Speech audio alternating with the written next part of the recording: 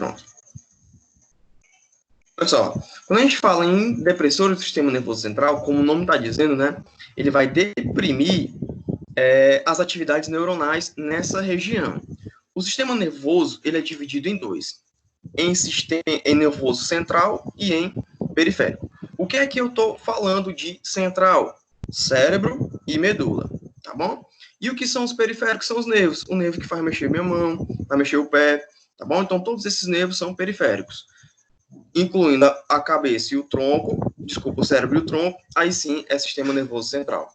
E quais são as drogas, né, que atuam no sistema nervoso central? Nós temos o álcool, ansiolíticos, foge aqui, mas deixa eu ver se dá para ver depois.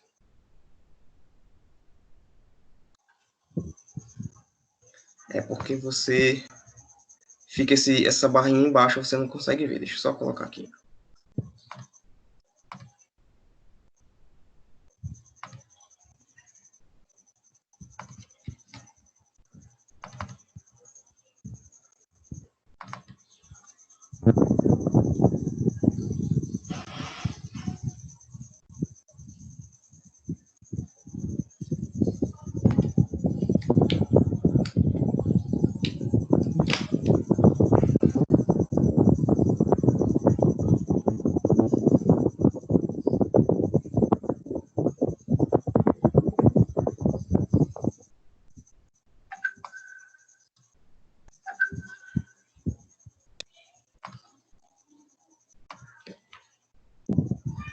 Só um minuto.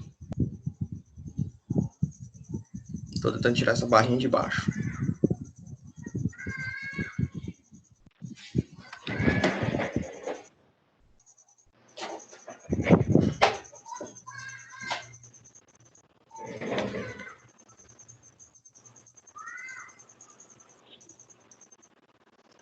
Pessoal, então, voltando aqui, tá?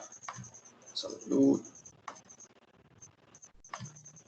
Então, essa parte de baixo, que não dá para ver, é opioide, tá bom? Então, nós temos aí, ó. Dá para ver a opioide. Nós temos aí. Ai, meu Deus, que susto. Dá para ver, não? Dá. Dá, né? Não tem uma barrinha embaixo, assim, do slide, não? Que tem lá o microfone e tal. Deixa eu ver como é que fica. Tem. Não, mas tá coberto. Beleza. Ela você... solta tudo. Para vocês dá para ver. Para mim que não dá. Beleza. Beleza. Ó, então aí.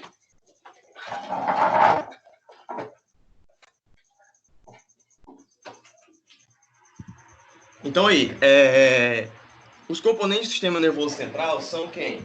São os que atuam, né? São os barbitúricos, ansiolíticos, opioides e inalantes solventes, tá, pessoal?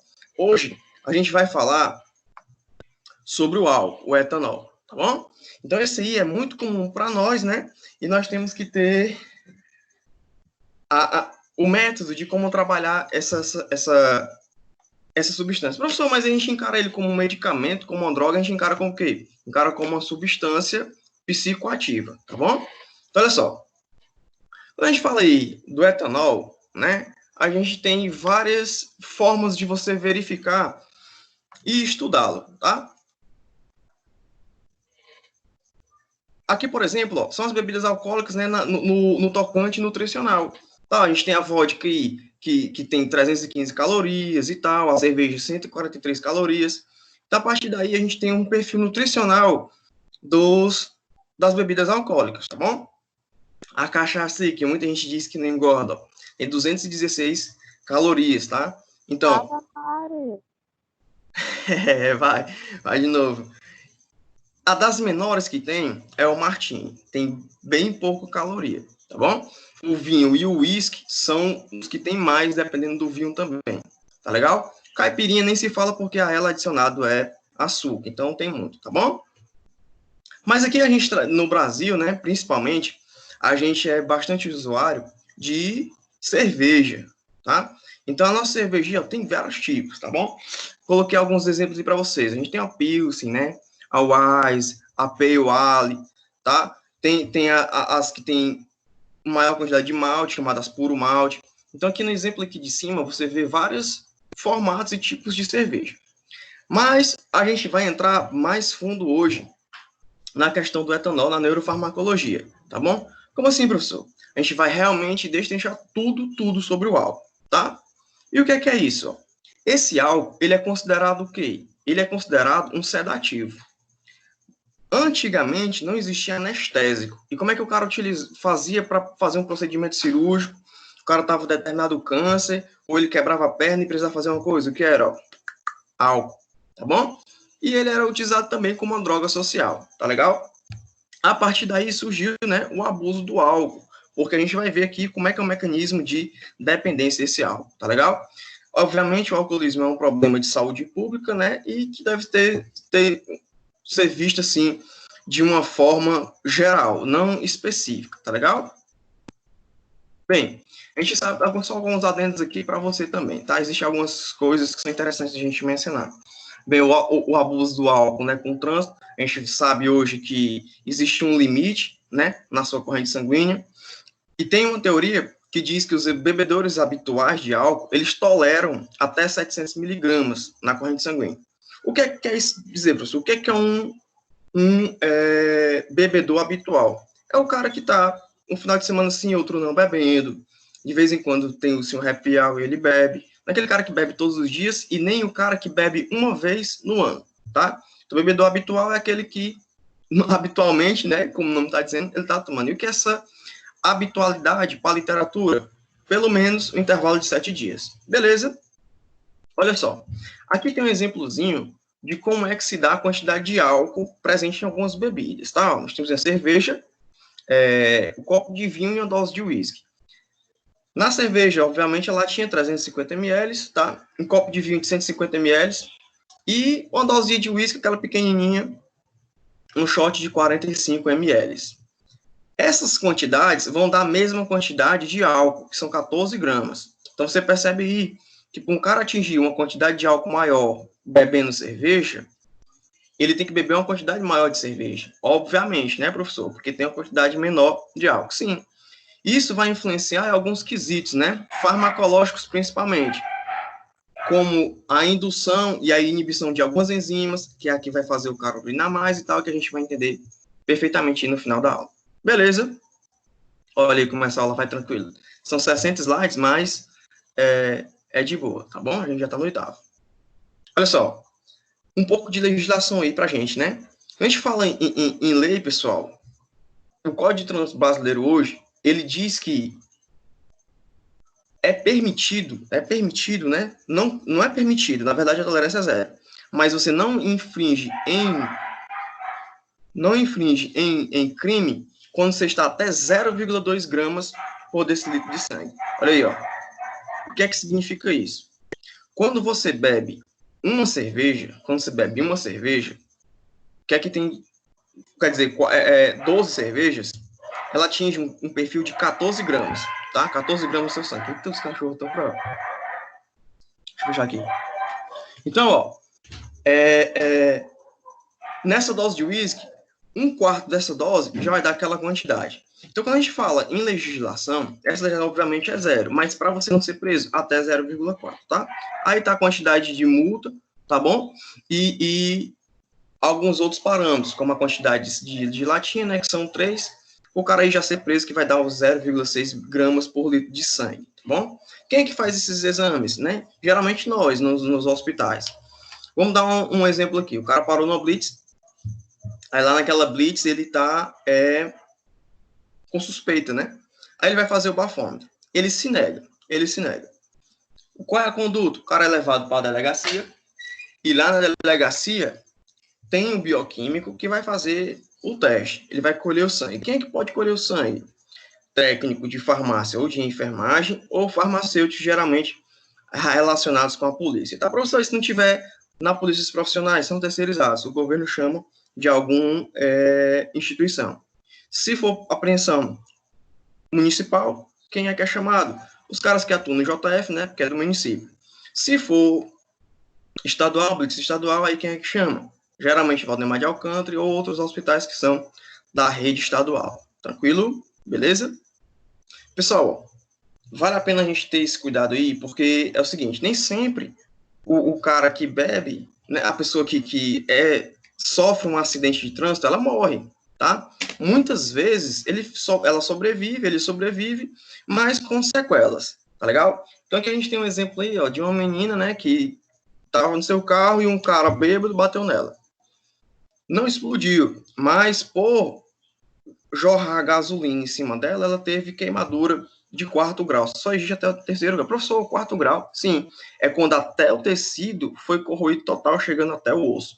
Aí já é uma cirurgia plástica definitiva. Então ela fez aí 11 procedimentos estéticos, né, cirurgias plásticas, para tentar voltar ao normal, tá? Foi corroído aí todo o sistema nasal dela e ela quase não respira direito, beleza? Então aí, só um adendozinho para a gente ver como isso é perigoso e importante para nós, tá?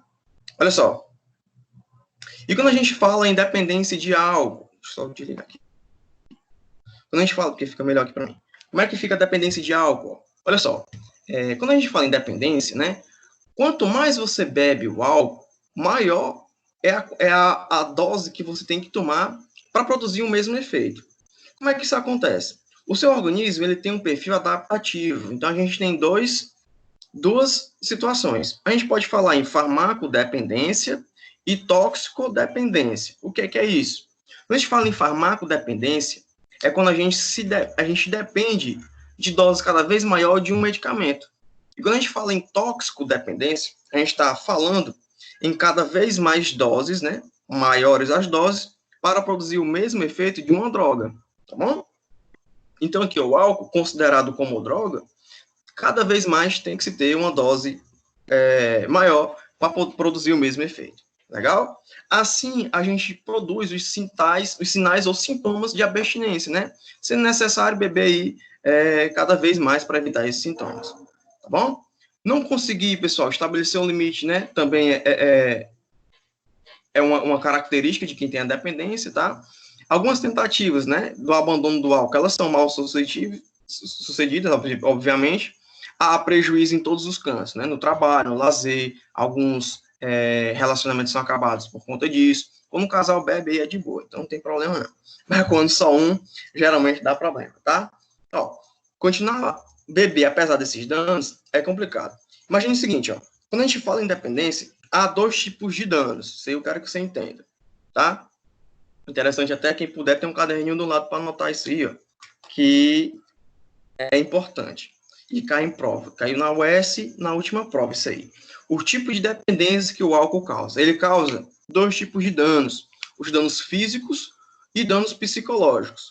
Danos psicológicos a gente consegue entender, né? O cara tem uma depressão do sistema nervoso central e tal.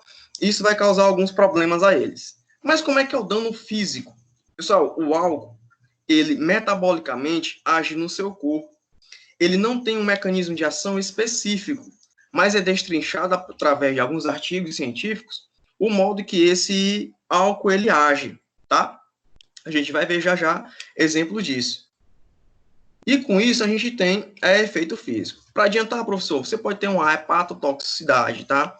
Uma cardiomegalia, você pode ter coma e até morte pelo uso de álcool, tá?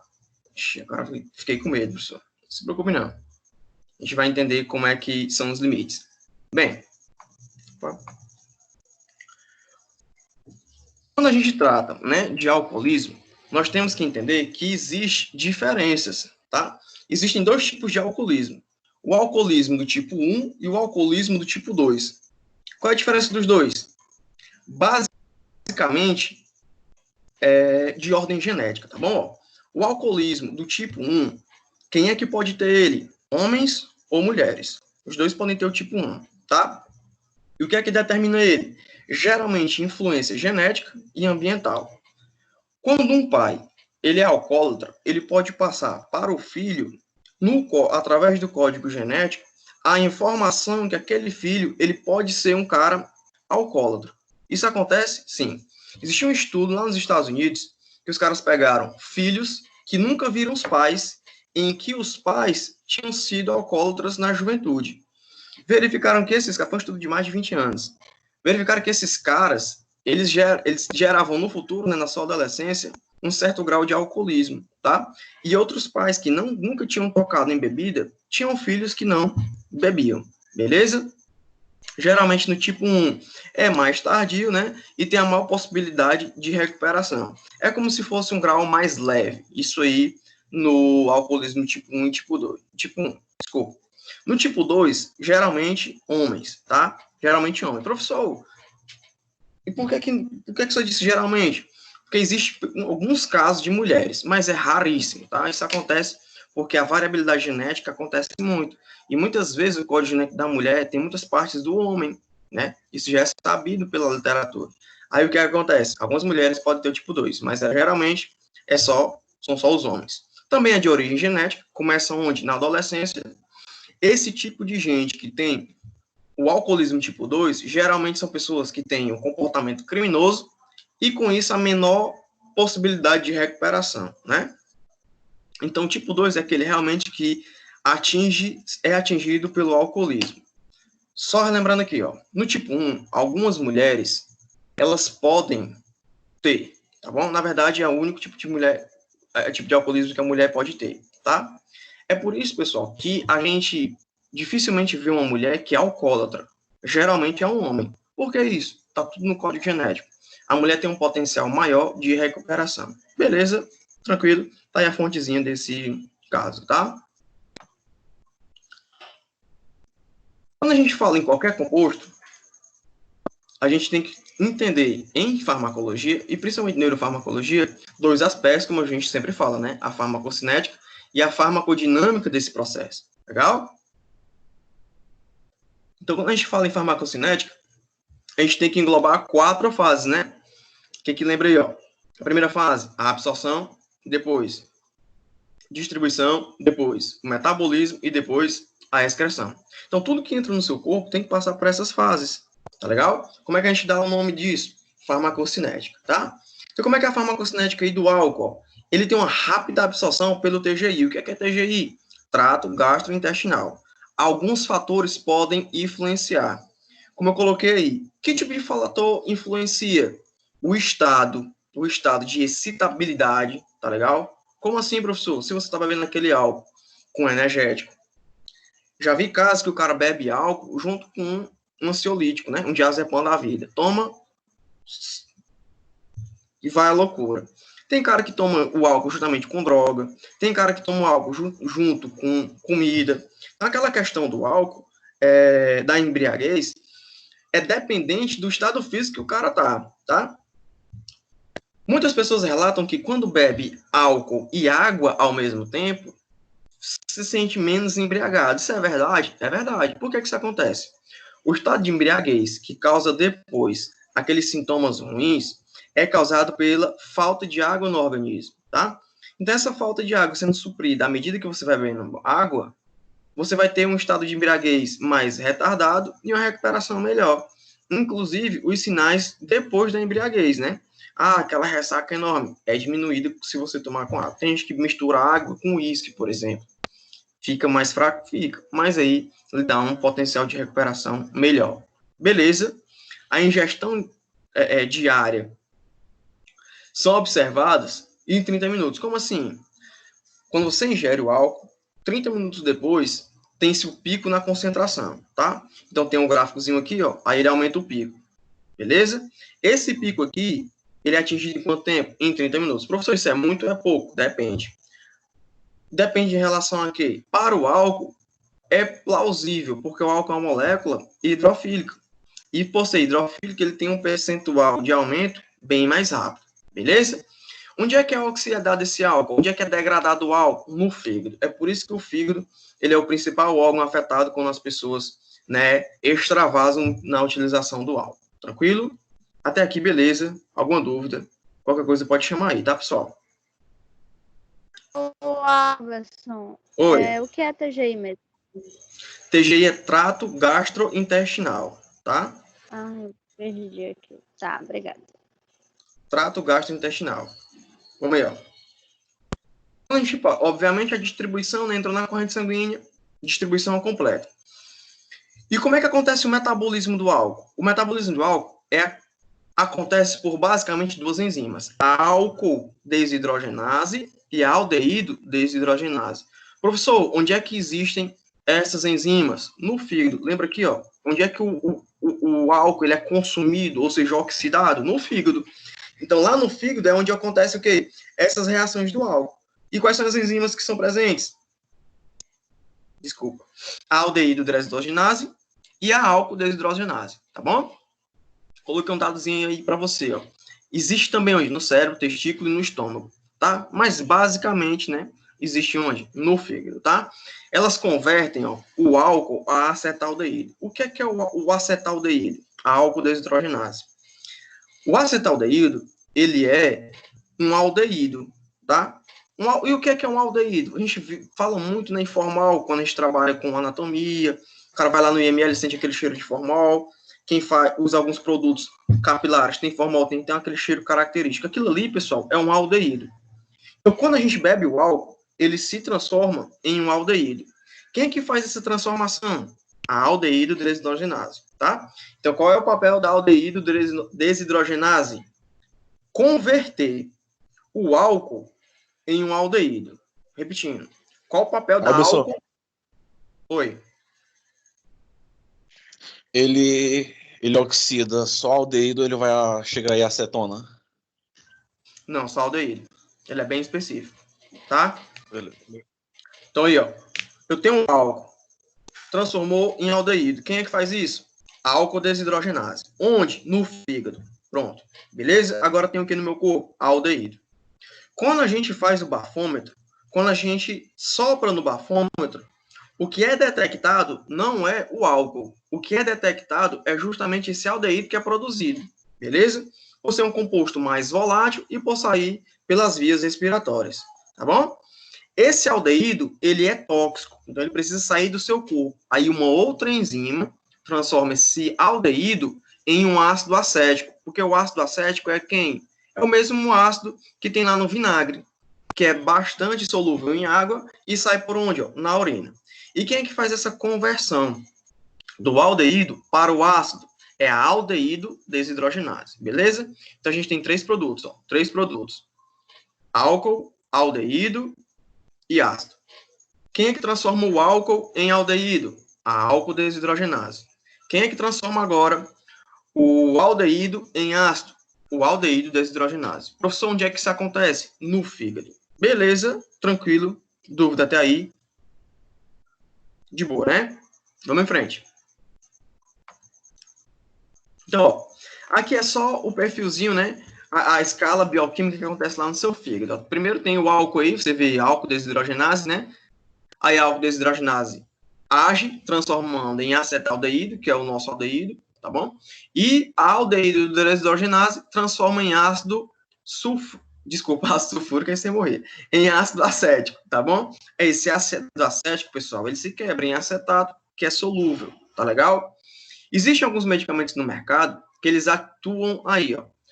No primeiro pontinho aqui em cima, no primeiro quadrinho lá em cima, tem o fomepizolina, tá bom? A fomepizolina, ela inibe a álcool desidrogenase. Só que essa não é comum no Brasil. A mais comum no Brasil é o disulfiram. Esse aqui de baixo, ó, onde está inibindo, ó, tá vendo uma setinha aqui? Uma setinha aí na aldeído desidrogenase. Esse disulfiram tem a bolinha, né, e menos. O que é que significa? Está inibindo essa enzima, tá? Onde é que é presente esse disulfiram? No álcool stop. Então a gente já viu, provavelmente todas as pessoas ouviram falar aí no álcool stop, né? Qual é a função do álcool stop? É justamente o disulfiram que está presente inibir. Deixa eu ver um passado.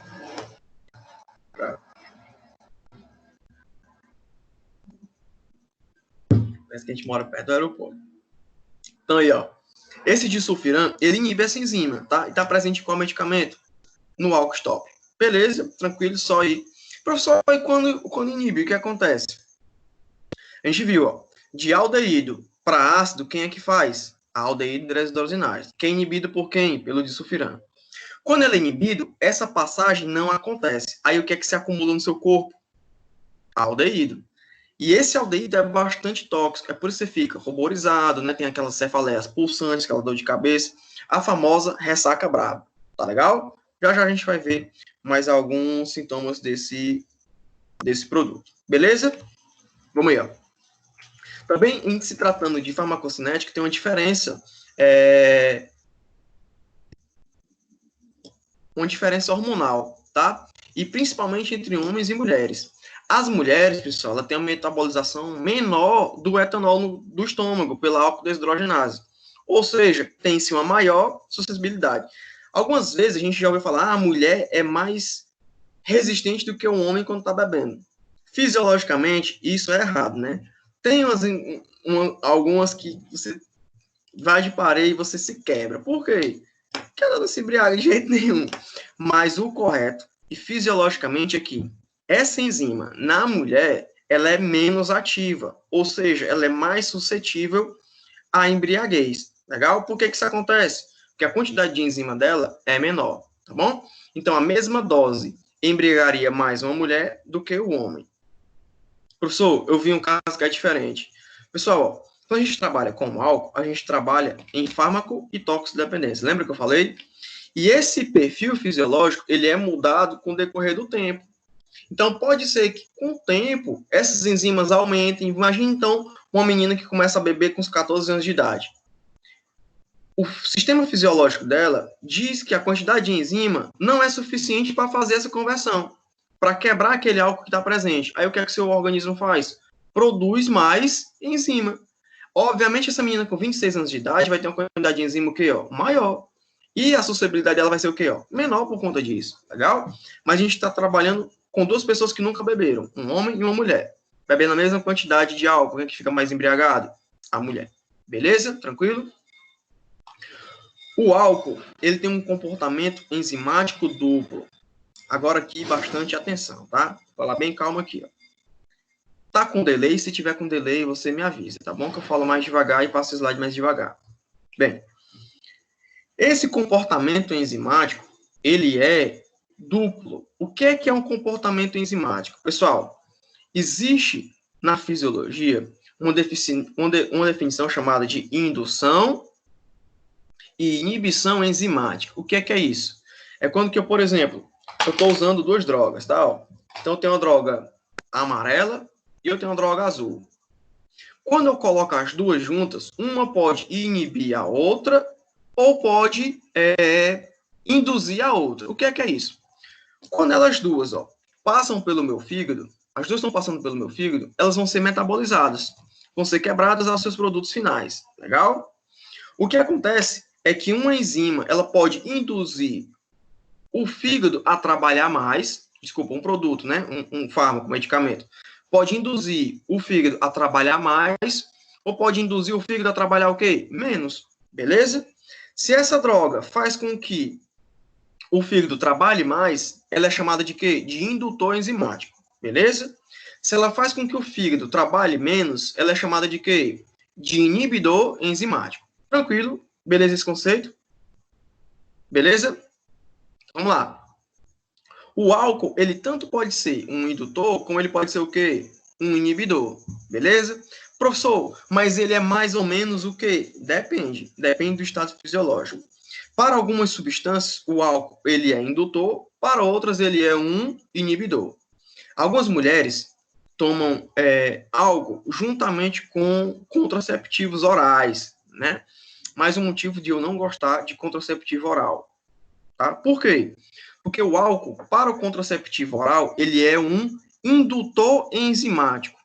O que é um indutor enzimático? Ele aumenta a capacidade do fígado de metabolizar as coisas. Ou seja, imagine que a quantidade correta, né, o perfil de concentração do contraceptivo ter o seu efeito, seja aqui, ó, legal? Uma linha, tá?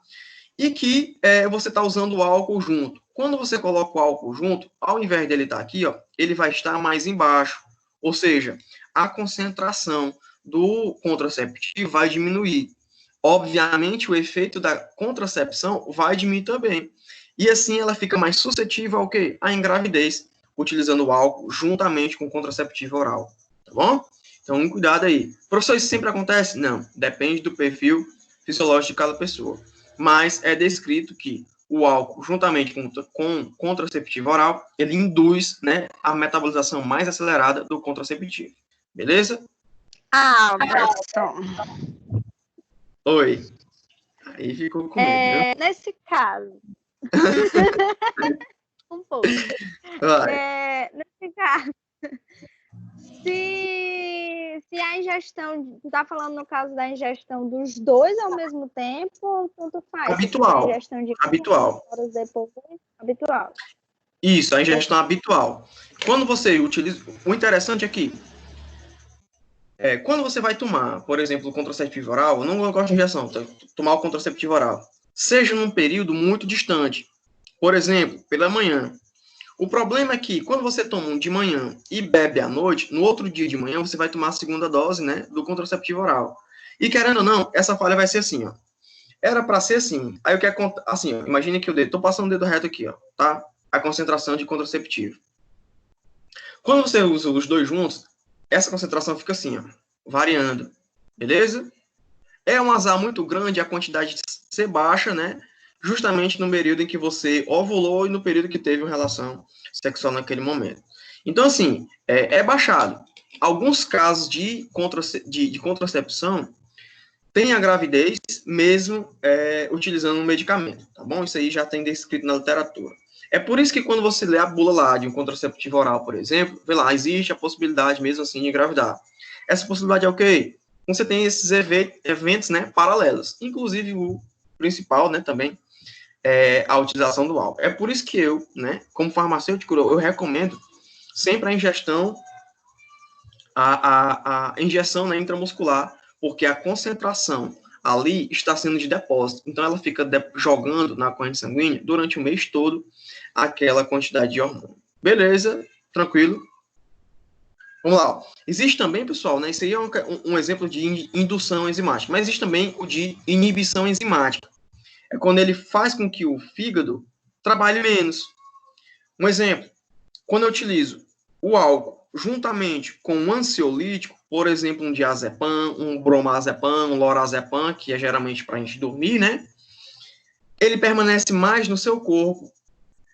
Quando eu tenho um diazepam mais no meu corpo, pode ser que ele tenha um efeito justamente tóxico, né? Aquele diazepam era para ter o efeito, saiu na urina, acabou. Mas aí, como ele está sendo inibido o seu metabolismo, ele permanece por mais tempo. Aí acontece o que com ele? Toxicidade. É por isso que muitas pessoas ficam tóxicas quando tomam o álcool com alguma coisa. Porque essa outra coisa que era para ser metabolizada, ela não é metabolizada. Fica mais tempo lá no organismo. Tranquilo? Eu falei antes sobre o disulfiram, né? Quais são aí, ó, as condições que ele causa no seu corpo, né? Pelo aumento do aldeídozinho que ele produz, né? Na verdade, que ele não permite que ele seja metabolizado. Justamente o rubor facial, né? Aquele desconforto. E o tipo de cefaleia pulsátil. Como é que é essa pulsátil? Pessoal, existem mais de 20 formas de dores de cabeça.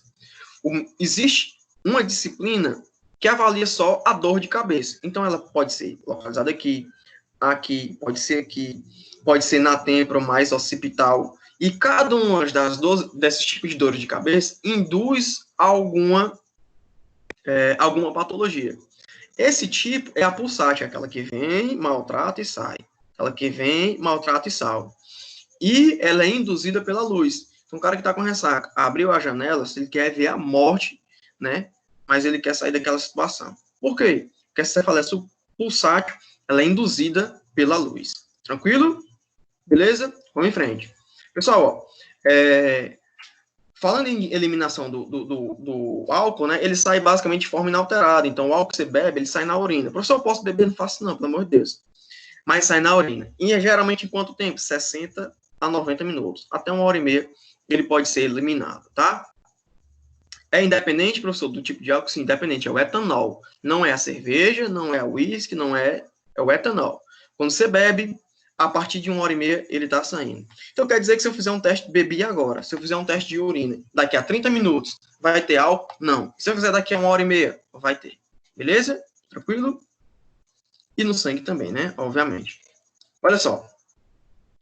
Os efeitos clínicos, né, do álcool, eles são basicamente em 5 tipos.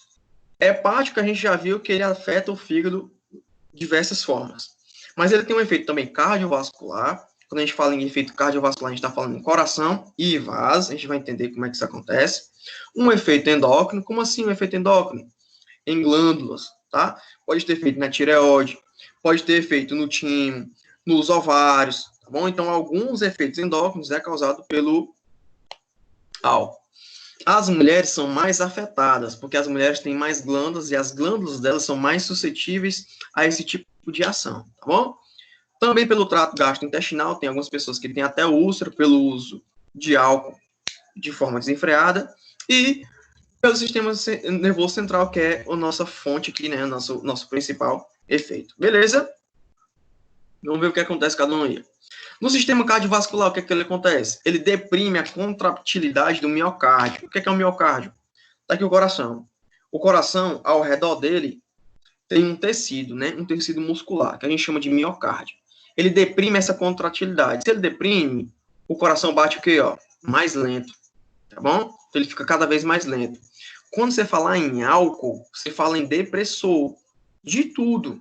Ah, professor, mas tem um fulano de tal que quando ele toma álcool, ele fica doido. Ele é um caso especial, tá? Geralmente a pessoa que toma o álcool, ele fica o quê? Ó? Deprimido sensoriamente, tá?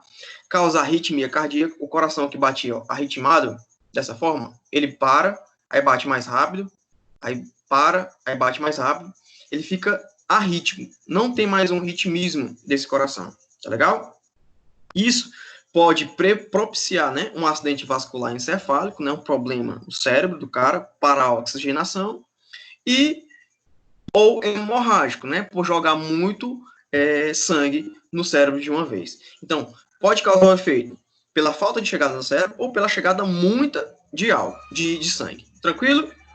A última coisa aqui que acontece no sistema cardiovascular é a hipertensão, porque ele tem um efeito vasopressor. O que é o efeito vasopressor? Imagine aqui, ó, o seu vaso sanguíneo.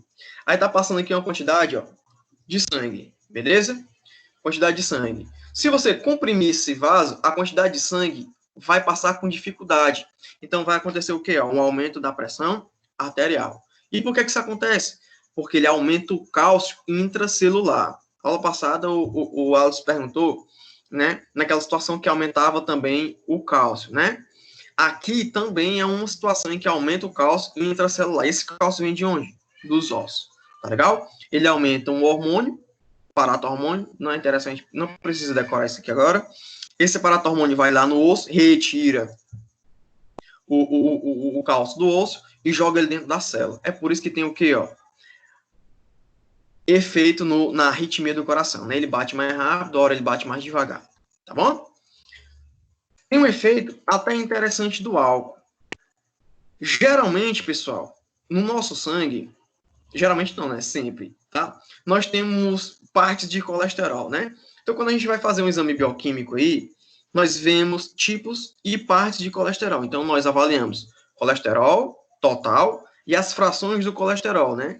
Que tem o quê? LDL, HDL e VLDL, tá bom? Na aula de bioquímica, isso aí vai ficar muito claro para vocês. Alguns já tiveram, tá? Com outro professor lá.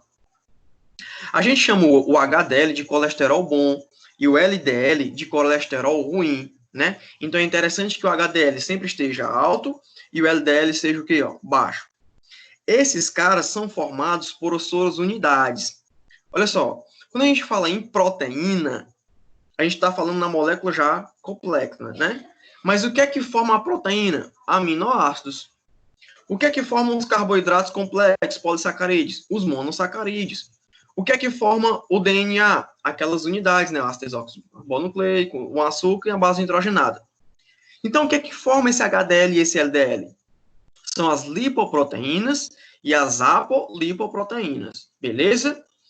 Essa relação é direto com os problemas coronários, cardíacos. Quando você bebe álcool, o álcool ele aumenta o colesterol bom e diminui o colesterol ruim. Vixe, então é top, né, não? Nesse quesito, ele ajuda a diminuir o seu colesterol total, o álcool. Olha, professor, já tem um motivo para beber álcool aí desenfreadamente. Mas cuidado, tá, pessoal?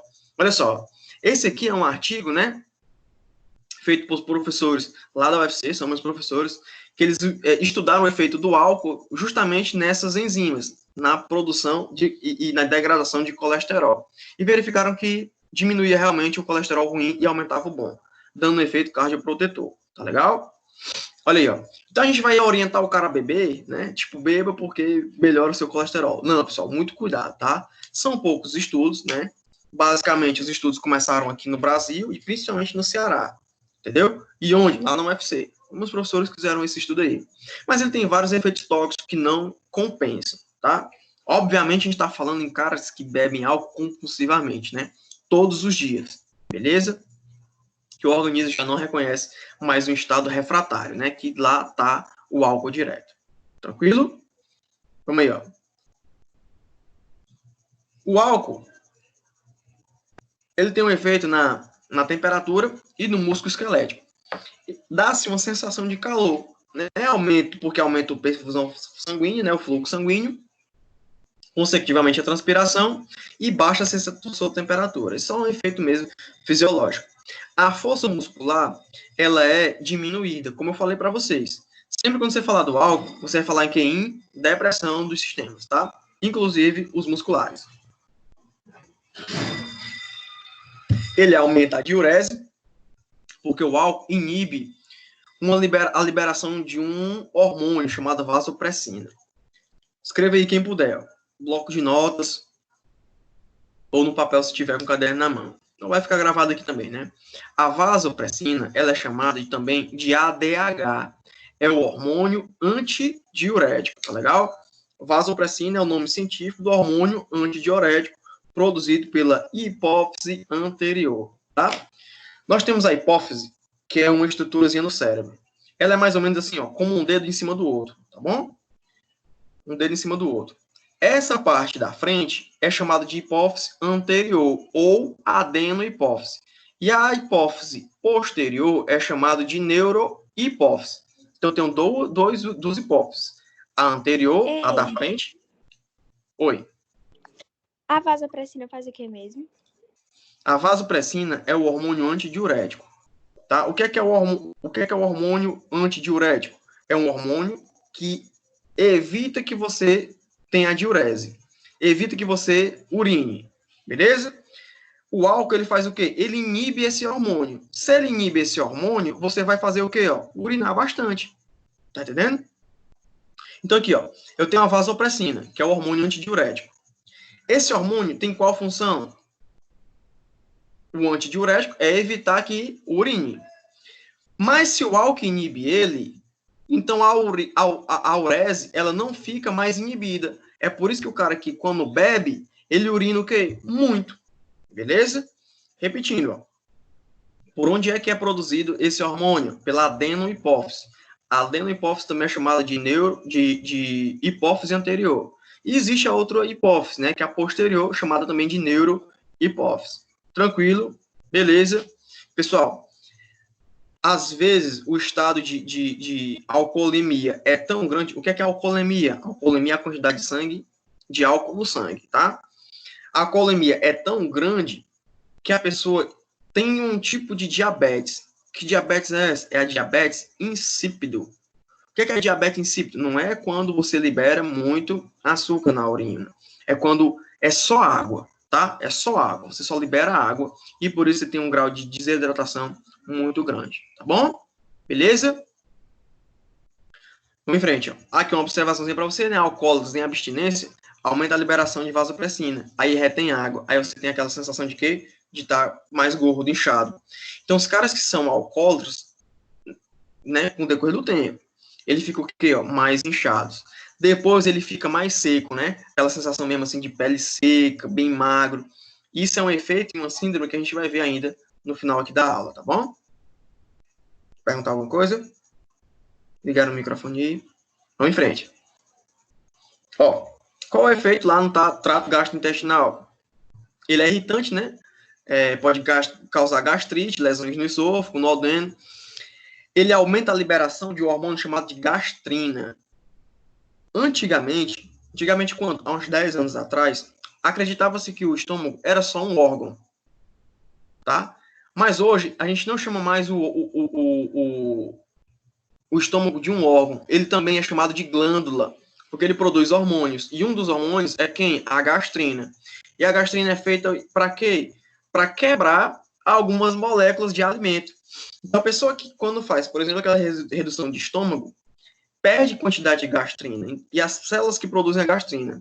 E por que isso é ruim? Porque ele não vai degradar melhor os alimentos. É por isso que, geralmente, aquelas pessoas que fazem esse tipo de cirurgia têm recidiva e acabam o quê? Engordando de novo. Tranquilo? Obviamente, né, diminui a absorção de vitamina e de mineral também. E pode até ter diarreia crônica. Beleza? Olha aí, ó. O fígado é o órgão que é mais afetado, tá legal? Pessoal, incidência bem grande, de 15% a 30%, tá bom? Pode dar gordura no fígado. Por que pode dar gordura no fígado? Porque esse álcool, ele pode se acumular no fígado. E à medida que as cadeias carbônicas vão se agrupando, ele pode produzir uma molécula gordurosa que tende a ficar no fígado, porque o fígado, ele é um tecido bastante rico em adipócitos, tá bom?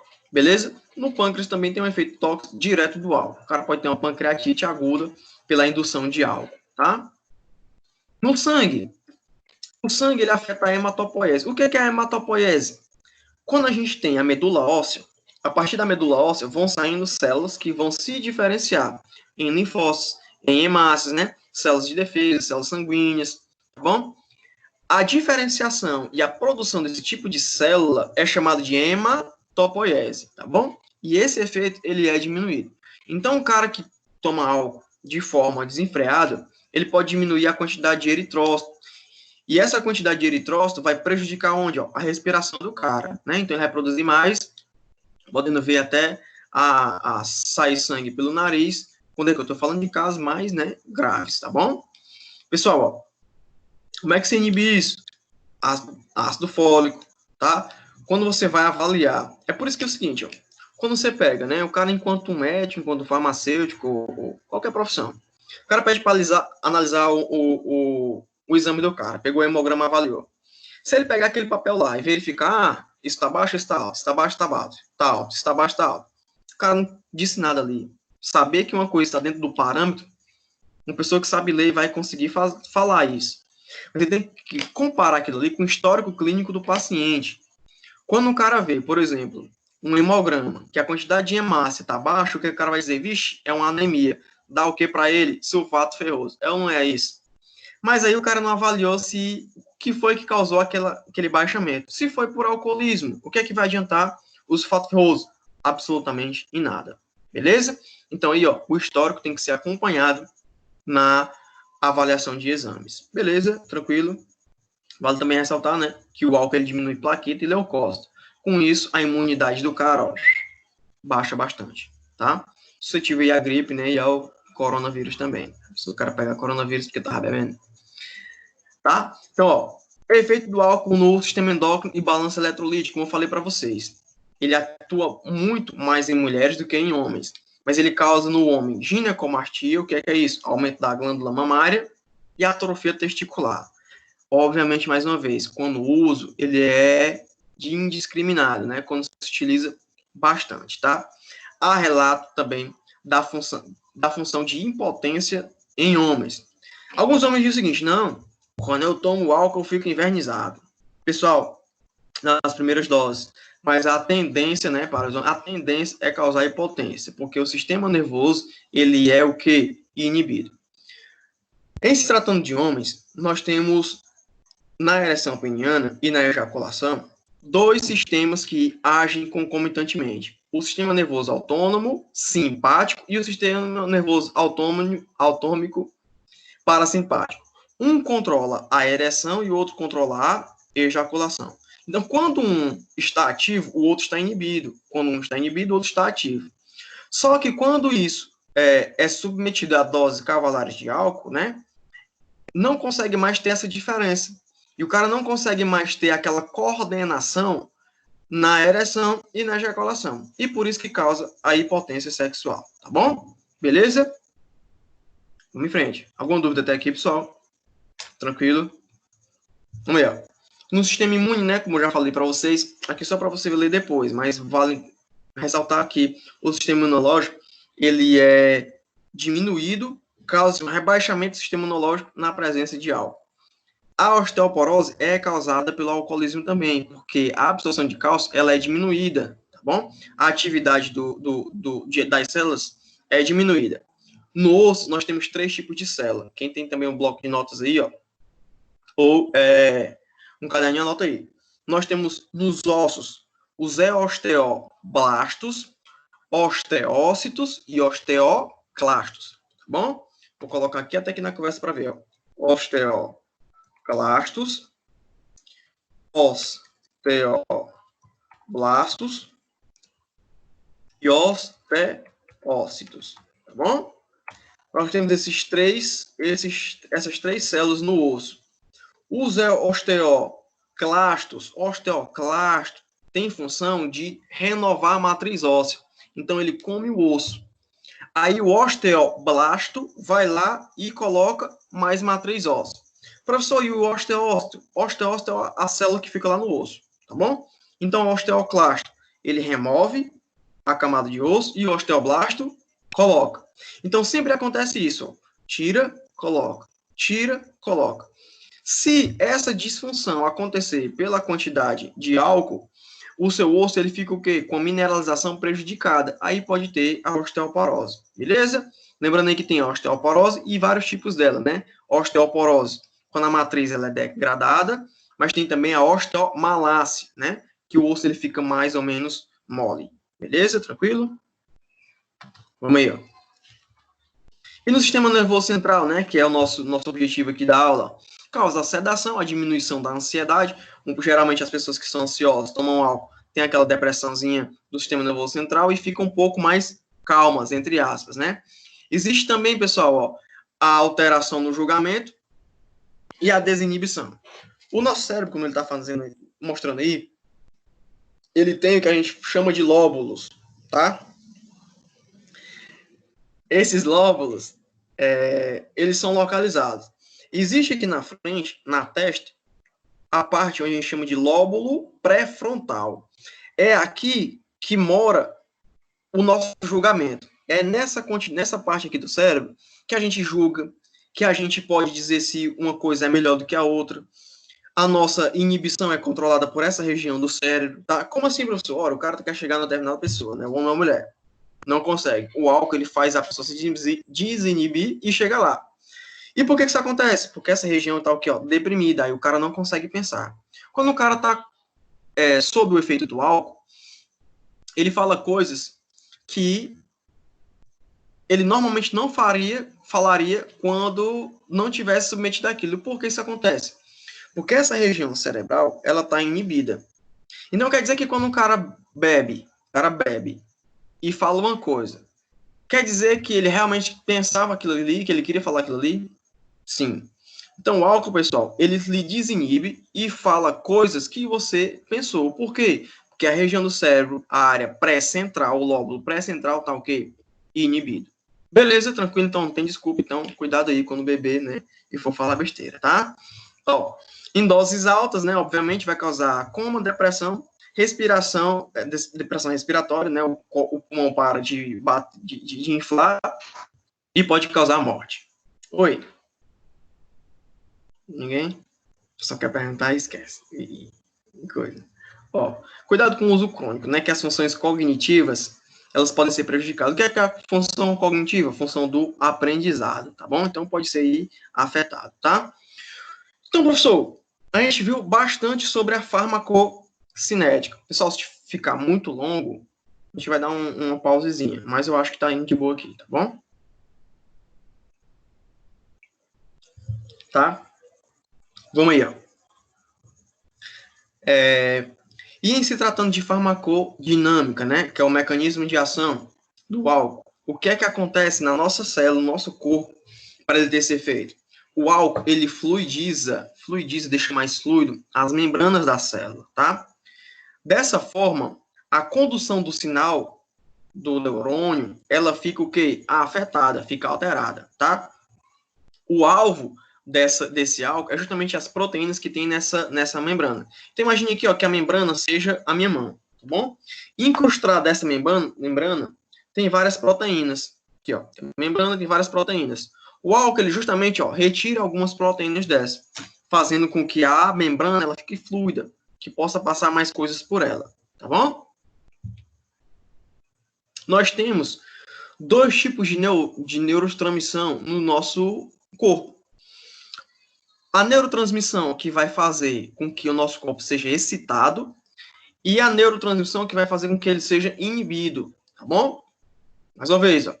O que for excitatório, ele vai ser chamado de glutamato, tá? Neurotransmissão, glutamato. Então, o glutamato excita. E o GABA inibe. Mais uma vez, o GABA inibe e o glutamato excita. O que é, professor? O glutamato e o GABA são neurotransmissores.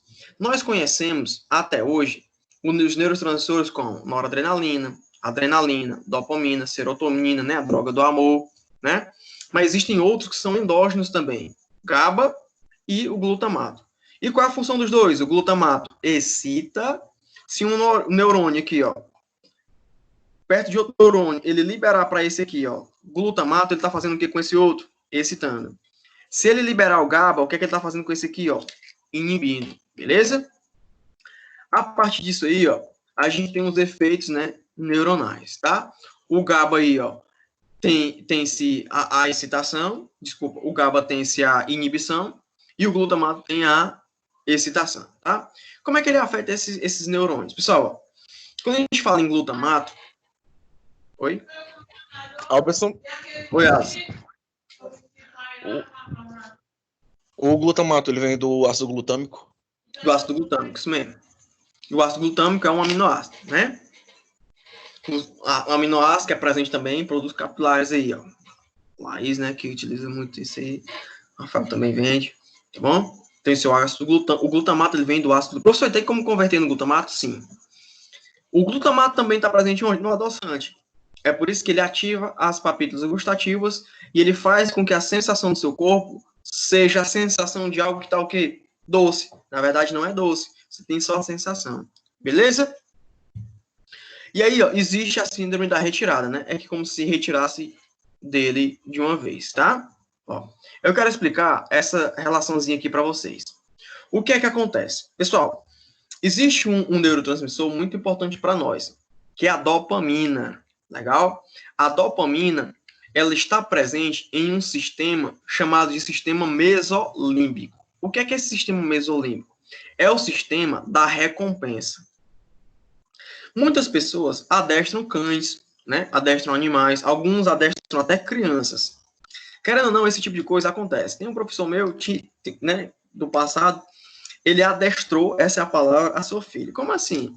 Ele dizia para ela fazer uma coisa. Toda vez que ela fazia uma coisa, ele dava um biscoitinho de chocolate.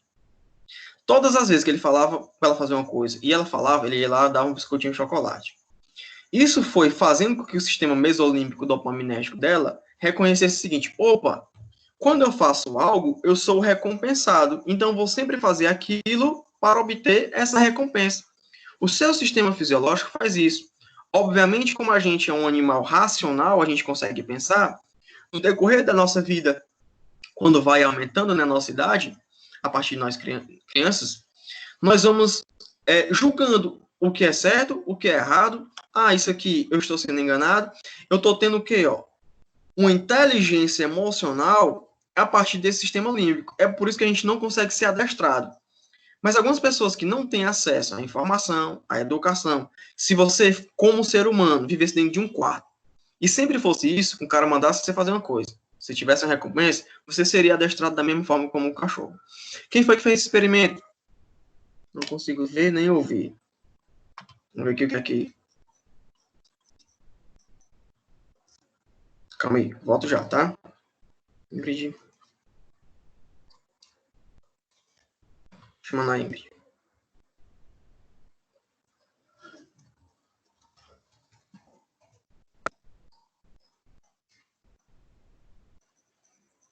Espera aí, pessoal.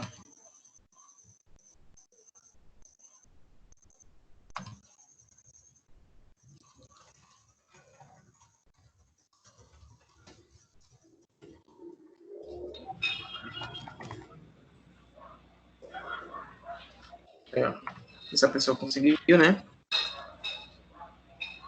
Pronto, agora eu tô conseguindo. Deu, né? Pronto. Deu certo, obrigada. Pronto, já adicionei.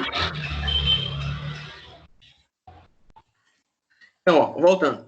Então, pode acontecer que a pessoa fosse submetida justamente a esse adestramento, tá? Por que que isso acontece? Existe aqui, como vocês estão vendo, o córtex pré-frontal, né? Na região do cérebro. Esse córtex pré-frontal, ele é responsável pelo quê? Pela sua noção de julgamento do que é o certo e do que é o errado. Da inibição, da desinibição. É essa área que faz com que você não entre dentro de uma favela, taque a mão na cara de um bandido, ou entre dentro de uma delegacia e taque a mão na cara do delegado. Por quê? Porque ativa nessa região, aquela situação, vixe, se eu fizer isso, eu me lasco todinho. Então é por isso que eu não faço. É por isso que os caras ficam mais machões quando estão embriagados, porque essa região tá o quê? Ó, inibida. Aí o cara pensa que é o quê? Que pode fazer tudo, né? Então o super homem, o Hulk, pode fazer tudo. Essa inibição é acontecida pelo quê? Pela utilização do álcool. Esse álcool aqui, ó, né, também inibe a parte do núcleo accumbens, essa área tegumental ventral. Professor, preciso decorar esses nomes? Não. Só entender que essa via toda é chamada de via o quê? Dopaminérgica, que é a via o quê? Motivacional. Quando o álcool ele é ingerido, essa via ela fica ativa. E por ficar ativa, a gente tem uma sensação de quê? Uma sensação de prazer, uma sensação de recompensa. Legal? Então é por isso que o álcool ele traz para nós uma sensação falsa, obviamente, de tranquilidade, né? Porque a via dopaminérgica ela está sendo o quê? Atingida. Tranquilo, beleza? Só com um exemplo aí para você, ó, existem nessas regiões dois tipos de receptores, os receptores D1 e D2, tá? São os receptores de dopamina. E quando acontece o aumento do álcool, aumenta a quantidade de dopamina. E a dopamina é o neurotransmissor da recompensa. Então, sempre quando ela está alta, acontece também. A dopamina, pessoal, ela é o precursor de um outro neurotransmissor muito importante, a serotonina, tá? A dopamina lá com o triptofano, numa cascata enorme, que a gente vai ver numa outra aula de psicofarmacologia, produz a serotonina. A serotonina é a droga do prazer. É por isso que para muitas pessoas o álcool também dá prazer. Quais são as outras coisas que podem influenciar, professor, essa produção de serotonina? O leite à noite. Então é por isso que é recomendado as pessoas que têm dificuldade em dormir tomar um pouco de leite à noite, um copinho. Já ajuda na produção de triptofano e, consecutivamente, no final, de serotonina. Aí o cara consegue dormir mais relaxadão. Uma outra coisa, o chocolate para mulheres. Então, quando o cara tá... Quem gosta, né? Quem não gosta, não tem esse efeito, tá? Então, a mulher, geralmente, quando tá de TPM, né? O que é que ela gosta de comer? Chocolate. Por quê? Porque ele produz serotonina, que é a droga do prazer. Quando a pessoa tá apaixonada, vê alguém, vixe, é aquele fulano de tal. Como é que acontece com a serotonina? Aumenta. Por isso que ela é chamada de droga do prazer. Então, professor, por que a gente não injeta serotonina no nosso corpo e a gente vive feliz? A gente já faz isso, né? Que são os antidepressivos, que faz com que a serotonina aumente bastante e a gente vai ter aula só de antidepressivo também. Beleza? De boa. Vamos em frente aqui, tá? Qualquer dúvida, chama aí. Olha aí, ó. Aqui é só um trabalho feito também pelas professoras aqui da UFC, né? Professora Vasconcelos aí, foi minha professora na farmácia, tal, que ela fez aí o estudo do álcool influenciando esses neurotransmissores. Então, você percebe que a dopamina, ó, tá bastante alta, né? Quando o cara ingeriu o álcool, tá bom? Aqui o primeiro grupo aí de 3 fatores, tá? Esse aqui é um outro trabalho, né, que ela fez também, que ele atinge o hipocampo, que é uma parte onde dá uma sensação de prazer, né, uma de aliviação de problemas. Então, o cara geralmente que está com problemas, o cara que tenta o suicídio, o cara que está com aquela depressão, quando faz uma radiografia, essa região ela fica mais brilhante, significando que ele está o quê? Ó, ativa, tá bom? Aqui só para a gente esclarecer como é que é aquela função no neurotransmissor, né? A gente tem aqui o glutamato, que o glutamato é um neurotransmissor que é excitatório. E o que é que o álcool faz com o glutamato? Ele inibe. Ora, se ele inibe algo que excita, ele está fazendo o que com ele? Inibindo. Se está deixando de excitar, ele está fazendo o quê? A inibição. Então, o álcool ele faz o que a gente chama de up regulation, tá bom? Ele regula esse receptor, tá bom? Importante também notar que eu falei antes, né, sobre as funções cognitivas, e uma delas é a memória, tá? Que é prejudicada também pela utilização do álcool, tá, pessoal? Olha aí, ó. Aqui tem um exemplozinho clássico, tá? Que é bom para a gente parar um pouquinho aqui e entender essa figura. Essa moléculazinha aí, essa partezinha roxa aí, ó, onde tem dois canaizinhos amarelos, verdes, desculpa, é um receptor de GABA. O GABA é que tipo de receptor? Inibitório ou excitatório? Quem pode me dizer aí?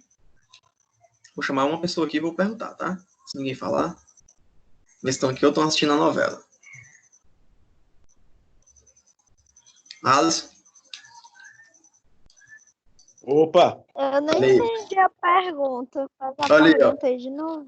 O O GABA GABA é inibitório. é excitatório ou é inibitório? Inibitório? É inibitório. Então, quando ele se liga no receptor, tá aqui o receptor. O GABA vem de onde? Aí vem um GABA aqui e se liga. O GABA ele é produzido justamente por aquelas células lá no núcleo accumbens também, tá? Na verdade, por todo o sistema neuronal ele é produzido. Seu corpo produz GABA e produz glutamato, tá bom?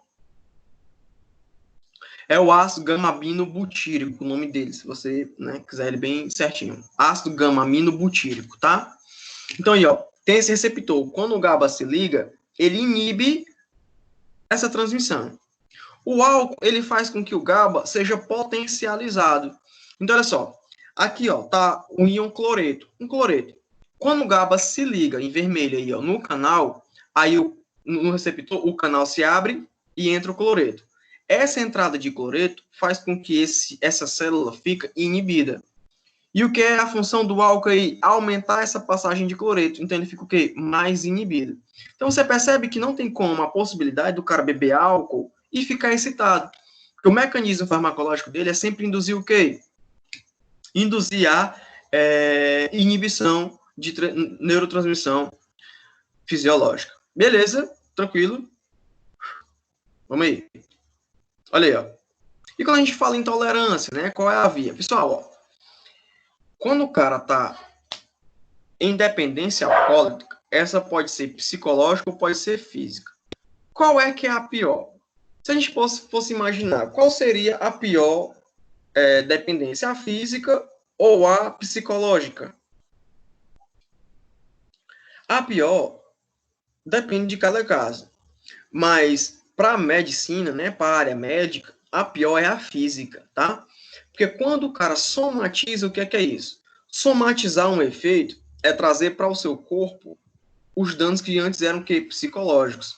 É por isso que o cansaço psicológico, ele é pior do que o cansaço físico. Professor, você está desmerecendo quem trabalha muito fisicamente? Não. Imagina o seguinte, o cara passou o dia trabalhando, batendo massa, né, para fazer muro e tal, ou tirando saco de cimento. Tem o cansaço físico, beleza. O cansaço físico dele é o quê?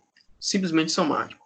O problema é que se o cara tiver um trabalho psicológico muito cruel, e esse trabalho psicológico fazer com que ele sinta sintomas físicos, ele somatizou algo que era simplesmente psicológico. Então, o dano dele tanto é neuronal como físico. E o cara que está com esse prejuízo, se ele passar o dia dormindo, se ele passar o dia descansando, ele não vai ter o retorno e recuperação adequada. Professor, não quer dizer que um cara que está em depressão profunda, se eu sedar ele não vai ficar bom, não? Não, não vai. Só vai prolongar o efeito dele. Então, ele tinha que ter o tratamento psicológico para, posterior, ter um tratamento o quê? Físico. Um cara que passou o dia trabalhando fisicamente, né, e está cansado fisicamente, se ele tiver uma noite boa de sono, no outro dia ele está 100% recuperado. E um cara que somatizou um dano psicológico, não. Então, é por isso que diz, né, que quando o cansaço mental ele prejudica mais do que um cansaço físico, é verdade. Porque quando o cara está cansado fisicamente porque teve um cansaço mental, o cansaço, o problema fisiológico dele é tanto neuronal como somático, como no corpo. Tranquilo? Beleza? Vamos em frente. Assim, né, a gente tem também o que a gente chama de neurotoxicidade. Isso aqui é para você ler depois, mas exemplificando aí basicamente o que tem nesse slide. Existe uma síndrome chamada de síndrome de Wernicke-Korsakoff. Wernicke-Korsakoff. Que síndrome é essa? Essa síndrome é associada à vitamina D, ao déficit de vitamina B. Muitas pessoas têm fraqueza muscular. Aí o médico vai lá, solicita alguns exames e vê que a vitamina B12, a cianocobalamina, tá baixa. Aí o que o cara faz? Ele dá uma injeçãozinha, né, de cianocobalamina. Vai lá, ó. Cianocobalamina. Aí a força muscular do cara volta. Por quê? Porque essa vitamina ela está associada com a contratilidade muscular. Desculpa, com contratilidade muscular. Professor, que síndrome é essa? Basicamente é isso aqui, ó. O cara tem atonia, aqui são os sintomas, tá? Ó. Ele tem ataxia, confusão, né? Ele tem problemas musculares, oculares. O músculo da gente, do olho, ele se mexe através de um músculo oculomotor. Esse músculo ele é afetado, tá? Existe paralisias também, e o cara fica mais ou menos assim, ó. Percebe que o cara que está acamado aí, já não está no estado mais grave. Então aqui, ó, ele passou de um estado onde ele tinha um determinado edema, o cara vai lá na perna do cara, ó, e aperta o pé do cara. Aí fica o buraquinho, né? Por conta do edema, por conta da retenção hídrica, como eu falei em alguns slides anteriores. Só que se isso continuar, ele começa a perder aquele líquido e ficar do jeito que ele está aí na cama, ó. Então, o cara quando está na síndrome de Wernicke-Korsakoff e tá, como a gente fala, na pele e o osso, é o estado final daquela condição. O professor tem como voltar? Muito difícil, porque o dano neuronal aí já foi superior a 50%, e a gente sabe que neurônio ele não se regenera, né? Aí ele causa, aí é daí para a morte em alguns tempos, tá, professor? Quanto tempo, professor? Não tem como determinar isso, né? Outro dado importante aqui, ó, é que na síndrome de Korsakoff, de Wernicke-Korsakoff, o pulmão do cara enche de fluido. Aí ele tem um problema respiratório. Percebe que aqui, ó, nessa radiografia aí, só existe a metade do pulmão esquerdo, né? O cara tá de frente, tá? Metade do pulmão esquerdo, né? Por quê? Porque aí já foi infiltrado de líquido, tá? Então esse paciente aí já está no estado grave. Professor, como é o cara beber para atingir esse estado aí? Como é que é? O cara que bebe todo dia, pessoal. Realmente é um alcoólatra compulsivo, tá bom? Já peguei um caso que o cara, lá no JF, né? Que o cara era tão viciado no álcool que as pessoas, né, familiares, eles tiravam o álcool dessa pessoa. E a pessoa bebia álcool, como um álcool de limpar as coisas, né? De 96% ele bebia por causa do cheiro, né? Ele bebia perfume, álcool, tudo que tinha aquele cheiro, aquele odor característico, né? Que remetia à bebida alcoólica, tá? Olha, existe a síndrome alcoólica fetal, a gente chama de SAF, né? Que síndrome é essa? Muitas mães, elas costumam beber. Professor, existe um limite? Eu já perguntei a uma amiga minha, GO, né, ginecologista obstetra, muito famosa, ela sabe muito, e que ela disse que há um limite aceitável, mas que médico nenhum no mundo ia prescrever, você pode beber uma taça de vinho ao dia. Ninguém vai fazer isso, né, pessoal? Porque vai estar botando um bebê em risco. À medida que a mulher grávida vai bebendo, essa ingestão alcoólica sempre vai chegar no bebê, porque tem a passagem transplacentária do álcool, tá? E isso, dependendo do estado de desenvolvimento fetal, pode afetar mais ou menos o bebê. Como assim, professor? Se essa bebida começar a partir das primeiras semanas, o efeito vai ser maior, porque o cérebro não foi totalmente desenvolvido. Mas se for mais perto, né, do parto, lá pela 35ª semana, os efeitos são menores. Mas tem? Tem. Pode ser que não tenha? Pode ser que não tenha. Quem garante isso? Não tem como garantir. Porque não tem um estudo, né, feito em mulheres grávidas. Vamos ver as beberam. Não. Só os que aconteceram foi que mulheres que estavam grávidas, que bebiam, né, e o feto, né, depois de nascer, apresentou algumas disfunções neurológicas. Que disfunções são essas? Geralmente um retardo mental, a microcefalia, tais são as mais características. Disfunção na cognição, crianças tinham dificuldade de aprender algumas coisas nos estágios iniciais do colégio, quando a mãe era alcoólatra. Mas que tipo de alcoolismo? Aquele realmente compulsivo, né? Relata também que algumas mulheres que quando bebem, existe no Katsung, esse livro muito enfático na farmacologia, tá, pessoal? Que diz que tem um estudo que algumas mulheres beberam e que o feto não apresentou nenhuma coisa. Então fica aquele critério bem, né, para avaliar qual é o caso, para ver se pode ou se não pode. Mas a recomendação é não beber, né, obviamente.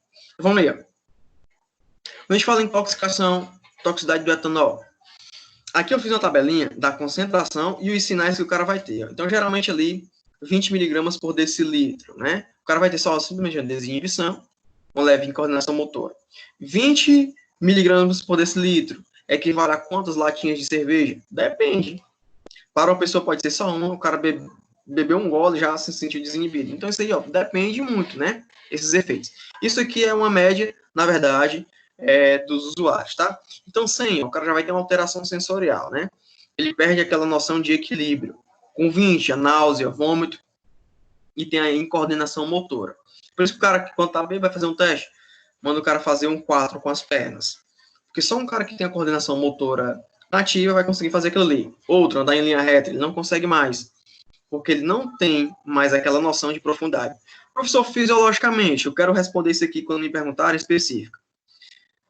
O nervo cóclear e vestibular, eles são afetados. E a parte vestibular desse nervo é o que lhe dá o quê? A noção de coordenação motora. Quando ele é ativado, aí você perde essa coordenação motora e por isso que você tem aquele andar cambaleante, tá? Quando você aumenta, aí arrasta a fala arrastada, tá? Inconsciência e falência respiratória é só quando tá acima de 700 miligramas por decilitro de sangue, tá bom? Isso aí já é uma quantidade bem alta de álcool no sangue, tá? Vamos aí, ó. Aqui só, né? Um exemplozinho aí, ó. Tá? O cara quando tá com 0,04%. Tem só aquele hálito mesmo alcoólico, aí vai aumentando no julgamento, quando tem até 0,6%, tá? E a perda da consciência, quando tá em 0,35%, mais ou menos, do nível de álcool no sangue, beleza? Aí ele não consegue mais ver a coisa, né? Então, ele vê uma pessoa, ele vê aquilo ali triplicado, quando ele vê aquilo ali duplicado, ele não consegue mais ter essa noção, porque esse nervo foi justamente afetado. Aí uma chartzinha que eu encontrei para dizer como é que o cara vê, né? Então, uma pessoa, na verdade, vê 3. Isso acontece bastante, tá bom? Existe um limite para o cara ter esses efeitos? Não, pode ser que com 20 miligramas ele já pode ter esse efeito. Aí vai depender da sensibilidade fisiológica de cada um. Beleza, galera? Tranquilo? E quando o cara está intoxicado com álcool, tem como tratar? Tem. Dá para tratar esse álcool, tá? O principal objetivo é prevenir, mas dá para tratar também. E como é que é esse tratamento? A farmacoterapia se dá basicamente por fase. O primeiro é inibir a compulsão pelo álcool. Como é que o cara vai fazer isso? Principalmente por tratamento psicológico ou por utilizar medicamentos que causam problemas, como o disulfiram, né? O cara vai ter muitos efeitos adversos e com isso ele vai querer diminuir a sua ingesta de álcool. Então aí é a base inicial para ter justamente o tratamento, tá? Seguindo isso aí, ó, existe a síndrome da retirada. Quando o cara é acostumado a um determinado nível de álcool no corpo e ele retira esse álcool, tem-se o quê? O que a gente chama de síndrome de retirada. Professor, isso é a dependência? Não. Quando você produz um sistema fisiológico, né, faz algo no seu corpo, o seu corpo ele fica, entre aspas, acostumado àquilo.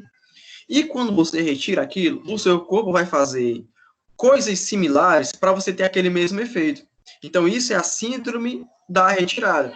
Então, por exemplo, ele vai prevenir, né, convulsão, delírio, arritmia. Essas 3 coisas acontecem com o quê? Quando você tem o uso de álcool. Então, quando você retira, o seu corpo vai fazer aquilo ali para que você retome aquele uso de novo.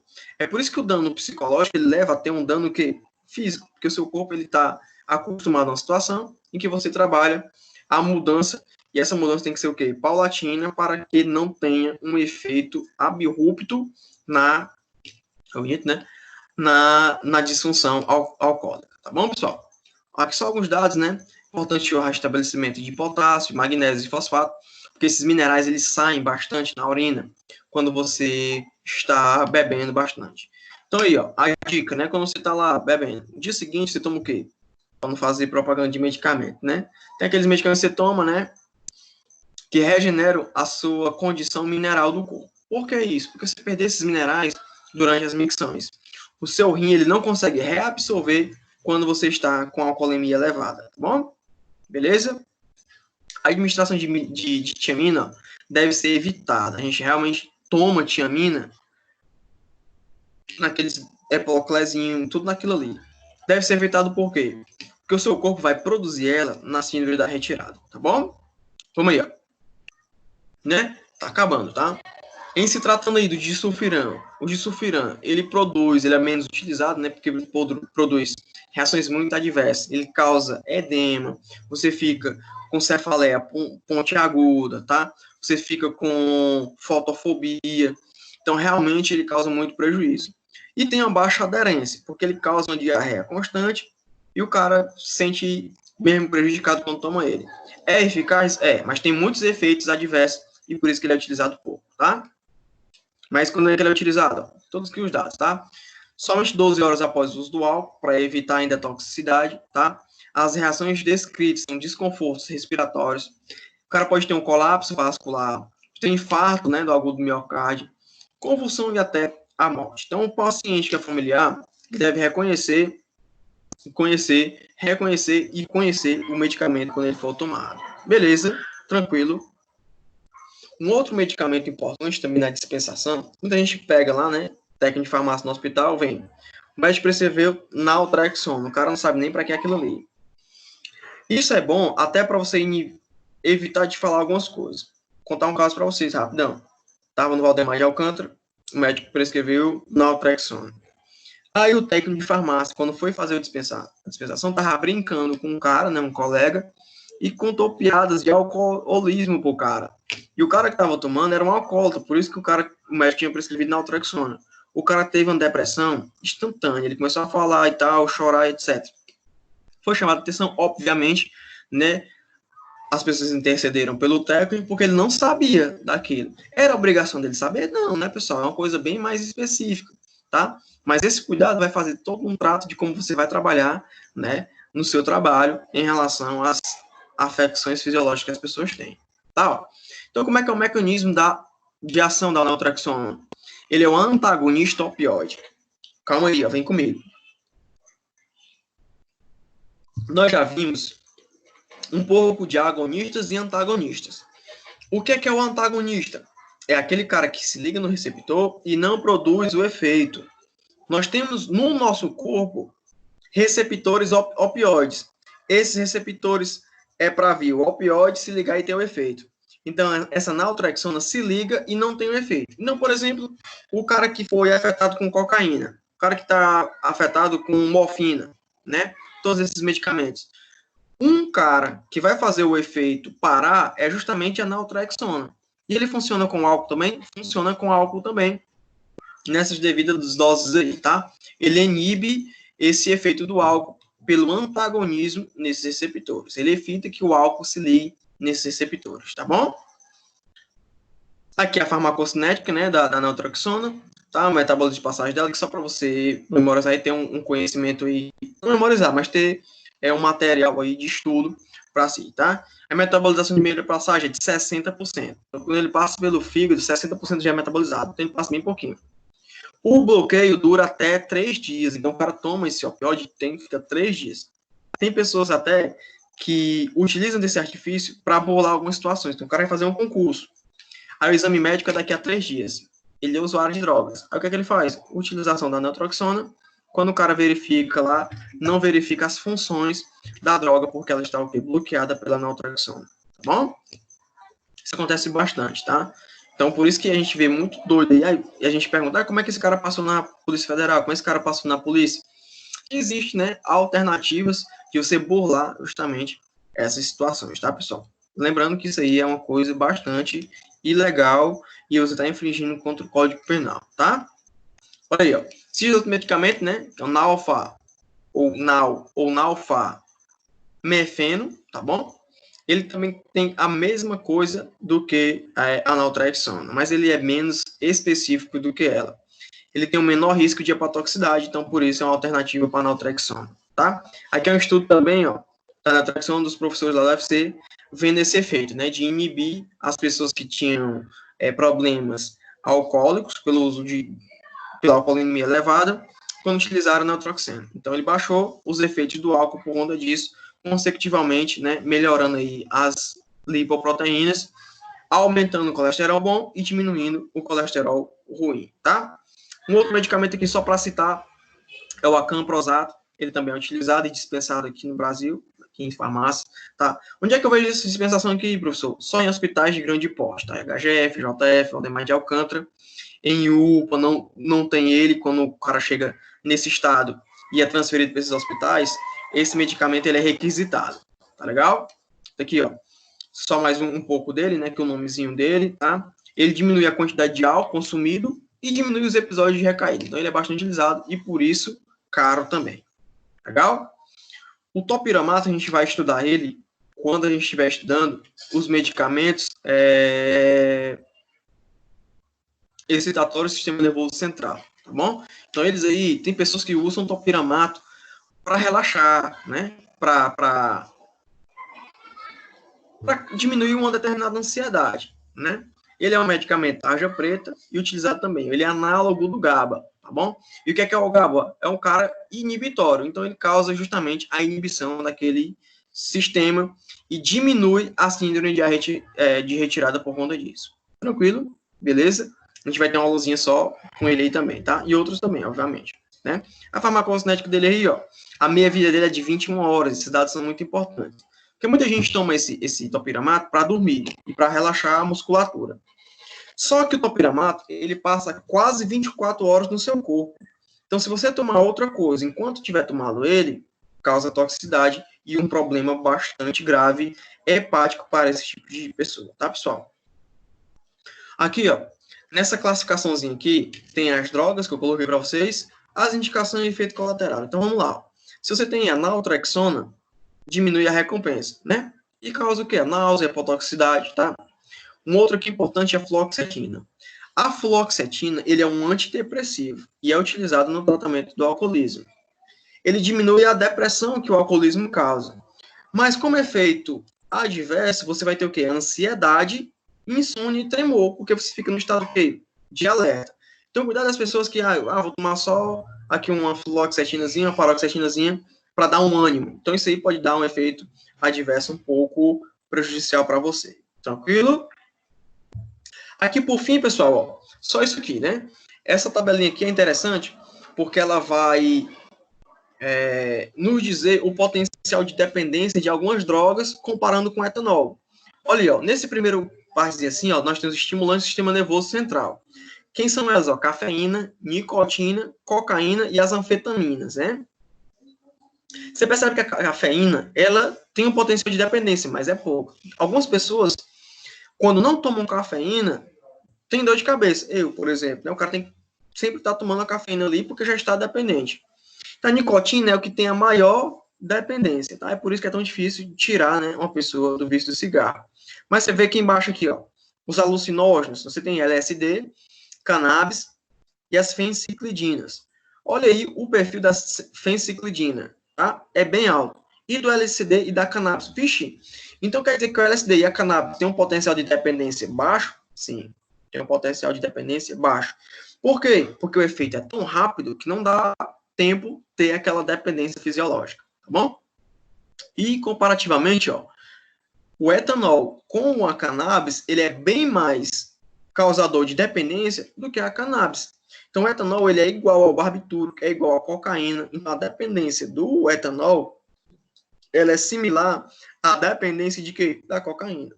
Professor, isso aí tá falando, quem foi que determinou isso? Estudo científico. O cara comparou exames e ensaios fisiológicos, né, em ratos, depois em humanos, e verificou que a dependência do etanol é equivalente à dependência da cocaína.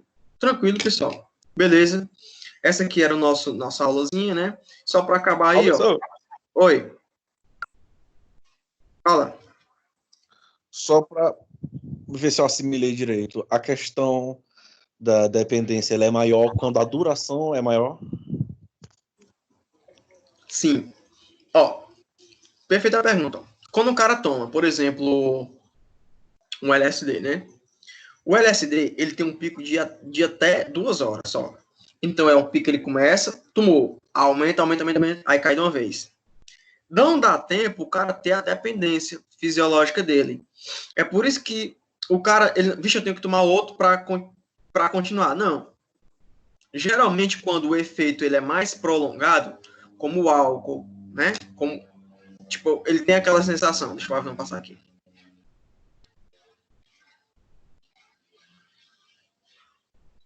Passou álcool. Quando o álcool, né? Ou qualquer droga, ela permanece com seu efeito por mais tempo, aquele efeito da via dopaminérgica, ele fica recompensando. Então, o cara fica o quê? Ó, vixe, quando eu utilizo esse produto, nessa quantidade, eu fico por mais tempo com o sistema de recompensa ativo. É esse sistema de recompensa, a parte mesolímbica dopaminérgica, que causa justamente a dependência. Quando a gente for estudar essas outras drogas, a gente vai verificar que essa via ela é muito ativada quando o cara está utilizando, por exemplo, a cocaína, algumas anfetaminas. É por isso que a dependência, nesses casos, ela é bem alta, porque o sistema de recompensa ele fica o quê? Ó, por mais tempo. Aí quando você retira ele, o cara sente aquela sensação de falta. É o que a gente chama de vazio farmacológico, que o cara precisa colocar de novo aquela substância para ter aquele efeito fisiológico de novo. Beleza? Então, assim fica definido como é que é a dependência em relação ao potencial, tá, pessoal?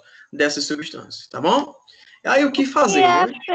Fenticlidine. Fenticlidina é uma droga, é difícil ter aqui, mas ela é da classe da ketamina. Geralmente, ela é uma droga utilizada para sedação hospitalar, tá? Muitos médicos, eles utilizam ela para efeito mesmo digamos assim, não é cansativo, né? O cara utiliza a ketamina como um tratamento coadjuvante na ansiolização. O que é isso? Quando o cara vai dopar uma pessoa, ele precisa relaxar completamente. Aí lança dessas drogas. Tá? Ele faz justamente o quê? Ele deprime todo o seu sistema, ele faz com que você fique no estado catatônico, né? E que você não sinta dor. Geralmente, pessoa que usa esse tipo de coisa não sente dor. Já vi pessoas que tiveram braço quebrado, perna quebrada, com acidente de moto, que estava sob o uso dessa substância, que não sentia nada. Chegava, oi, tudo bem e tal, como é que tá? Bueno, o que foi que aconteceu, né? Porque o seu estado nociceptor está totalmente inibido. Beleza, galera? Tranquilo, ó. Isso é a fenclidina, tá? Que são alucinógenos. Aí o cara consegue ver aquele, né, arco-íris, borboleta, começa a ver tudo, tá bom? Ele é utilizado para isso, mas é difícil ter aqui. É mais comum o LSD, mas a gente vai ter as aulas só para esse tipo de droga na droga de abuso tipo 2. Tranquilo? Beleza? E aí o que é que a gente faz, né? Só prevenir, né? E orientar, como eu coloquei aqui para vocês só para verificar. Tá? Então a gente tem que prevenir e tomar cuidado a isso. Só ter a atenção para que esses casos, esses efeitos que a gente relatou hoje, é só quando a colemia ela é constante, né? Quando a gente tem um efeito compulsório. Então, quando a gente tem um uso habitual, esses problemas, eles geralmente não aparecem. Beleza? Tranquilo, galera. Esticada a aula de hoje, né? Deixa eu só parar de gravar para não ficar uma gravação tão grande.